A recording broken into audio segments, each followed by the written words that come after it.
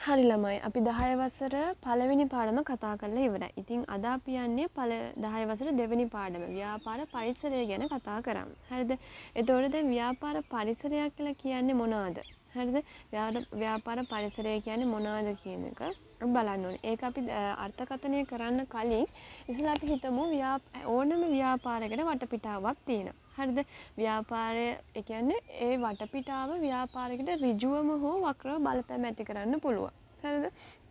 එතකොට ඍජුවම කියලා කියන්නේ ඒ දේ දැන් ඍජුව කියලා දැන් ගොඩාක් ඍජුව බලපෑම් ඇති කරන්නේ අභ්‍යන්තර පාර්ශ්ව අයිතිකරුවෝ කළමනාකරුවෝ සේවකයෝ. දැන් සේවකයෝ ක්‍රියාකලාපය නිසා නිෂ්පාදන ක්‍රියාවලියම අඩපණ වෙන්න පුළුවන්. එතකොට ඒක ඍජුවම බලපෑමක් නේ. වක්‍රව කියලා කියන්නේ දැන් තරඟකරුවෝ කියලා ගත්තනම් තරඟකරුවන්ගේ මිල වෙනස් කිරීම අපිට ඍජුවම බලපාන්නේ නැහැනේ අපේ නිෂ්පාදන ක්‍රියාවලියට හෝ අපේ ව්‍යාපාරයට.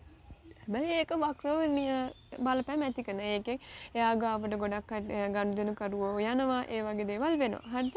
එතකොට ඍජුවම හෝ වක්‍රව බලපෑම් ඇති කරනවා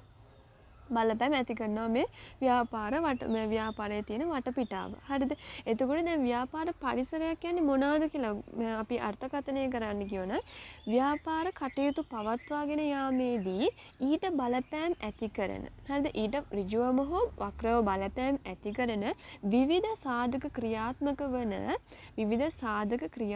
වන වටපිටාව තමයි ව්‍යාපාර පරිසරය කියලා කියන්නේ. හරිද? මෙතන තියෙන බලන්න මෙතන තියෙන ව්‍යාපාර කටයුතු පවත්වාගෙන යාමේදී බලපෑම් ඇති කරන විවිධ සාධක ක්‍රියාත්මක වෙන වටපිටාව තමයි කියන්නේ ව්‍යාපාර පරිසරය කියලා. හරිද? එතකොට දැන් මේ ව්‍යාපාර පරිසරය වෙනස් වුණාත් එක්කම ව්‍යාපාරත් ශීඝ්‍රයෙන් වෙනස් වෙනවා. හරිද? ඔයාලට තව දෙයක් කියන්න ඕනේ මේ පාඩම කරන්න කලින්ම මම කියන්නේ මේ පාඩම හරිම ලේසි පාඩමක්. ඔයාලා හොඳට අහගෙන ඉඳලා පාඩම් කරගත්තා නම් මේක ලේසි පාඩමක්. ඒ වගේම මේක අහන ප්‍රශ්නත් ලේසි. හරිද? ඒ නිසා මේ පාඩම හොඳට අහගෙන ඉන්න. හරිද? එතකොට ඊට පස්සේ ව්‍යාපාර පරිසරයේ වර්ගීකරණයට අපි යනවා. හරිද? ව්‍යාපාර පරිසරයේ වර්ග දෙකකට බෙදෙනවා. හරිද? ඒක තමයි දැන් කලින් කිව්වා වගේ අභ්‍යන්තර පරිසරයයි බාහිර පරිසරයයි. අභ්‍යන්තර පරිසරයයි බාහිර පරිසරයයි. හරිද? එතකොට දැන් මේක ඕනේ නේ අපිට. හරිද? අභ්‍යන්තර පරිසරය සහ බාහිර පරිසරය. අභ්‍යන්තර පරිසරය කියලා කියන්නේ ව්‍යාපාරය තුල ඇතුලේ ඍජුවම කියන්නේ ඒක ඕනේ. ඒක වැඩි ඔයාලට ඕනේ. හරිද? ව්‍යාපාරයේ අභ්‍යන්තර පරිසරය කියලා කියන්නේ ව්‍යාපාරයේ ඇතුලේ ඉන්න කට්ටිය. බලන්න ඇතුලේ ඉන්න කට්ටිය කවුද කියලා. හරිද? අයිතිකරුවෝ, කළමනාකරුවෝ, සේවකයෝ. ඒගොල්ලන් ඔක්කොම ඇතුලේ ඉන්න කට්ටියනේ. හරිද? එතකොට ඒගොල්ලන් තමයි අභ්‍යන්තර පරිසරය. බාහිර පරිසරය කියලා කියන්නේ ගනුදෙනුකරුවෝ, සැපයුම්කරුවෝ, තරඟකරුවෝ, දේශපාලන පරිසරය, නෛතික පරිසරය, මේ තාක්ෂණික පරිසරය, ආර්ථික පරිසරය, ගෝලීය පරිසරය කියන පරිසර තුන අපි වැඩියෙන් කතා කරන්න ඕනේ. හරිද? ඒක මේ පාඩමේ වැඩියෙන් අපිට දීලා තියෙනවා. හරිද? එතකොට ඒ ටික විතරක් අපි වෙනම කතා කරනවා. හරිද? එතකොට දැනට අපි කතා කරන්න යන්නේ අභ්‍යන්තර පරිසරයයි බාහිර පරිසරයයි ටික දෙනෙක්ගයි යන. හරිද? එතකොට අපි දැන් යමු. අභ්‍යන්තර පරිසරය කියන්නේ මොනවද කියලා එනවා. හරිද? අභ්‍යන්තර පරිසරය කියන්නේ මොනවද? ව්‍යාපාරයේ ක්‍රියාකාරීත්වයට බලපාන ව්‍යාපාරය තුල ක්‍රියාත්මක වන. ඒ කියන්නේ ව්‍යාපාරයේ ඇතුලේ ඉන්න විවිධ පාර්ශ්ව සහ ව්‍යාපාරය තුල පවතින අනෙකුත් සාධක තමයි අභ්‍යන්තර පරිසරය කියලා කියන්නේ. හරිද? ඊට පස්සේ මේකට දැන් ඔයාලගේ O level මට්ටමේ තියෙන මේ තුන් දෙනා විතරයි. ඊට පස්සේ දැන් සමහරකට A level ඒ වගේ දේවල් සමාජ කියන්නේ ව්‍යාපාර සංස්කෘතිය ඒ වගේ දේවලුත් එනවා. ඒක ඔයාලට වැඩක් නැහැ. ඒතර මේ තුන් දෙනා ගැන විතරයි ඔයාලා හිතන්න තියෙන්නේ. එතකොට මේක හරිම ලේසි. මේක ඔයාලට පාඩම් කරගන්නත් හරිම ලේසි. ඒ ව්‍යාපාර ඇතුළේ ඉන්නේ කවුද කියලා බලාගත්තා නම් එතකොට හිතුවා නම් අයිතිකරුවෝ කළමනාකරුවෝ සේවකයෝ ඒ තුන් දෙනා විතරයි. හරිද? එතකොට දැන් මේක තමයි ඒකේ ඩෙෆිනිෂන්. ඒ කියන්නේ අර්ථකථනය මොනවද කියලා ව්‍යාපාරයේ ක්‍රියාකාරීත්වයට බලපාන ව්‍යාපාරය තුළ ක්‍රියාත්මක වන පාර්ශ්ව සහ ව්‍යාපාරය තුළ පවතින අනෙකුත් සාධක තමයි ව්‍යාපාර අභ්‍යන්තර පරිසරය කියලා කියන්නේ. හරිද? එතකොට දැන් මේ අයිතිකරුවෝ, කළමනාකරුවෝ, අයිතිකරුවෝ කළමනාකරුවෝ සේවකයෝ. අපි ඒක පළවෙනි පාඩමෙන්ම අපි ඒක ඉගෙනගෙන ඉවරයි. ඔයාලා පළවෙනි පාඩමේ ඉඳන්ම පාඩම් කරගෙන යනවා නම් ඔයාලට මේක ලේසි. අයිතිකරුවෝ කියන්නේ කවුද කියන එක අපි හඳුනාගත්ත මොකේද? ඇල්මැටි පාර්ශවයේදී. හරිද? අයිතිකරුවෝ කියන්නේ කවුද? ව්‍යාපාරයට ප්‍රාග්ධන යොදවන කප්තිය. ආයේ එයාලා තමයි තීරණය කරන්නේ. එයාලගේ මූල්‍ය ශක්තිය ව්‍යාපාරික දැනුම බලපුරුද්දේ ව්‍යාපාරය සාර්ථකව කරගෙන කටයුතු කරගෙන යන කට්ටිය තමයි අයිතිකරුවෝ කියන්නේ. ඊපස් කළමනාකරු කියන්නේ අයිතිකරුවෝගේ තීරණ ක්‍රියාත්මක කරන කෙනා, අරමුණිටු කර ගැනීම සඳහා ව්‍යාපාර සම්පත් මෙහෙයවන කෙනා. හරිද?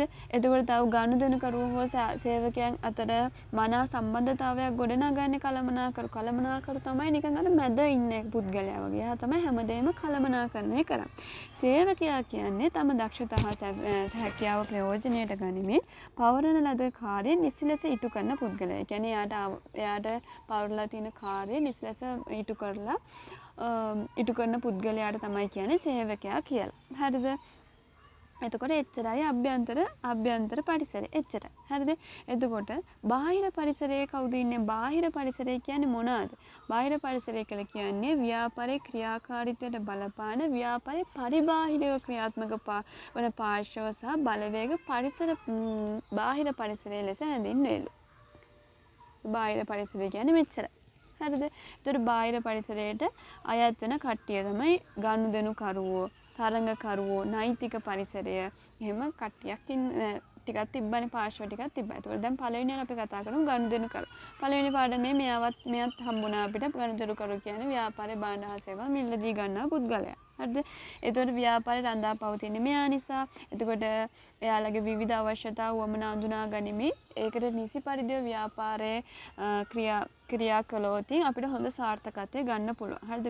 ගනුදෙනුකරුවන්ට වැඩක් නැති නිෂ්පාදනය කරලා අපි වැඩක් නැහැ නේ. එකකින් අපිට ව්‍යාපාර සාර්ථකයක් කරගන්න බෑ. හරිද? එතකොට තරඟකරුවොත් අපි කතා කරා යම් කිසි ව්‍යාපාරේ භාණ්ඩ හා සේවා වලට සමාන භාණ්ඩ හා සේවා නිෂ්පාදනය කරන ආයතන තමයි තරඟකරුවන් කියලා කියන්නේ. හරිද? එතකොට එයාලගේ තරඟකරුවන්ගේ නිෂ්පාදිතවල මිල හා ගුණාත්මය බව මෙන්ම අලෙවි උපක්‍රම ආදී කරුණුද ව්‍යාපාර ආසන්නතම බලපෑම් ඇති කරයි. හරිද? බලපෑම් ඇති කරනවානේ. එතකොට තරඟකරුවොත් බලපෑම් ඇති කරනවා. දැන් මේ බලපෑම් ඇති කරන කට්ටිය තමයි මේ පරිසරයට ගන්න අපි. හරිද? එතකොට දැන් සැපයුම් කරුවෝ. එයාවත් අපි ඕල්රෙඩි කතා කරා පළවෙනි පාඩමේ. කවුද සැපයුම් කරුවෝ කියන්නේ? හරිද? අවශ්‍ය වෙන අමුද්‍රව්‍ය ව්‍යාපාරවලට අවශ්‍ය වෙන අමුද්‍රව්‍ය ප්‍රවාහන පාසුකම් වෙනත් සේවා සපයන පාර්ශ්වය තමයි සැපයුම් කරුවෝ කියලා කියන්නේ. හරිද? එතකොට ව්‍යාපාරයේ අමුද්‍රව්‍ය තිබ්බොත් තමයි අඛණ්ඩව කරගෙන යන්න පුළුවන්. නැත්නම් සැපයුම් කරුවෝ නැතුව ව්‍යාපාරය අඛණ්ඩව කරගෙන යන්න බෑ අපිට. ඊට පස්සේ දේශපාලන පරිසරය. යම් රටක රජය විසින් ආර්ථික කටයුතු මෙහෙයවීමේදී අනුගමනය කරන ප්‍රතිපත්ති ව්‍යාපාර සඳහා බලපෑම් ඇති කරයි. දේශපාලන පරිසරය කියලා කියන්නේ රටක රජය විසින් ආර්ථික කටයුතු මෙහෙයවද්දී ගන්නවන එක ප්‍රතිපත්ති, ප්‍රිස්කල් ප්‍රතිපත්ති, ඒ වගේ ගොඩක් ප්‍රතිපත්ති තියෙනවා. මේ මේ පල්ලේ තියෙන යටිතල හා පාසුකම් සංවර්ධන ප්‍රතිපත්ති, අයවැය ප්‍රතිපත්ති, ඒ වගේ දේවල් තියෙනවා. එතකොට මේ ප්‍රතිපත්ති ව්‍යාපාරයට බලපෑම් ඇති කරන. දැන් මේ බලන්න යටිතල මේ යටිතල පහසුකම් සංවර්ධන ප්‍රතිපත්ති තියෙනනේ. ඒ කියන්නේ දැන් පාරවල් හදන එක. ඒ වගේ ඒ ප්‍රතිපත්ති එයාලා කරන එකෙන් අපිට අපේ මොනවාද ප්‍රවාහනය ලේසි වෙනවා. ඒකෙන් අපේ ගනුදෙනුකරුවෝ වැඩි වෙන්න පුළුවන්. එයාලගේ තෘප්තිය වැඩි වෙන්න පුළුවන්. ඒක ව්‍යාපාරයේ සාර්ථකත්වයට ඒක බලපානවා. ඒකට අයවැය ප්‍රතිපත්ති, ඒ වගේ ගොඩක් ප්‍රතිපත්ති තියෙනවා. ඒක ව්‍යාපාරයට බලපානවා. හරිද? ඊට පස්සේ නෛතික පරිසරය කියලා කියන්නේ පාරිභෝගිකයව ආරක්ෂා කරගන්න. දේශීය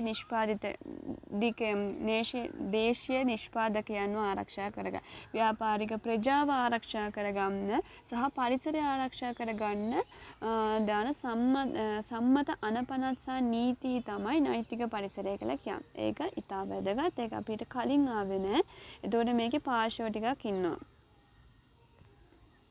කවුද ඉන්නේ බලන්න? පාරිභෝගිකයා ඉන්නවා, දේශීය නිෂ්පාදකයා ඉන්නවා, ව්‍යාපාර ප්‍රජාව ඉන්නවා, පරිසරය ඉන්නවා. ඒ පාර්ශ්ව හතරම ආරක්ෂා කර ගැනීමට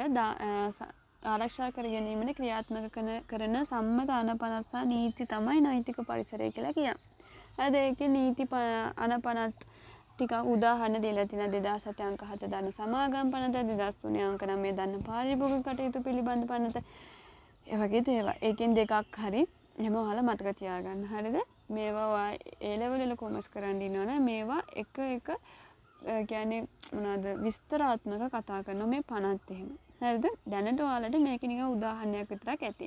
ඊපස්සේ මෙවැනි නීති ක්‍රියාත්මක කිරීම සඳහා පනවා ඇති තනතුරු සහ ආයතන තමයි සමාගම් රෙජිස්ට්‍රාර්වරයා, කම්කරු විනිශ්චය සභා, මහජන සෞඛ්‍ය පරීක්ෂක, ඊට පස්සේ මධ්‍යම පරිසර ඒ කට්ටිය. ඒක ඔයාලා පාඩම් කරගන්න ඕනේ. හරිද? එතකොට අනිත් ටික මං ඊළඟ වීඩියෝ එකෙන් කතා කරන්න මේක තව ලොකු කොටසක්. හරිද? එතකොට දැන් මේ කොටස තමයි අපි කතා කරේ. දැන් අපි මොනවද කතා කරේ? අපි කතා කරේ ව්‍යාපාර පරිසරයක් කියන්නේ මොනවාද? ඒ ව්‍යාපාර පරිසරය දෙකකට බෙදෙනවා අභ්‍යන්තර පරිසරය, බාහිර පරිසරය කියලා. එතකොට අභ්‍යන්තර පරිසරයේ මේ අයිතිකරුවෝ, කළමනාකරුවෝ, සේවකයෝ කියන කට්ටියව අපි කතා කරා. හරිද? මේ තුන් දෙනාව අපි කතා කරා. හරිද? ඒක තුන් දෙනාව කලින් ඔයාලා දැනන් හිටියා. ඊට පස්සේ මේ ගනුදෙනුකරුවෝ, සැපයුම්කරුවෝ, තරඟකරුවෝ, දේශපාලන නෛතික පරිසරය. මේ ටිකත් අපි කතා කරලා තියෙනවා. දැන් මේ ටික විතරයි විස්තරාත්මකව අපි කතා කරන්න තියෙන්නේ part 2 වීඩියෝ එකේ. ඒකේ අපි හමු වෙමු. එහෙනම් මේක හොඳට පාඩම් අහගෙන හොඳට පාඩම් කරන්න. මම ගිහින් එනවා. Thank you.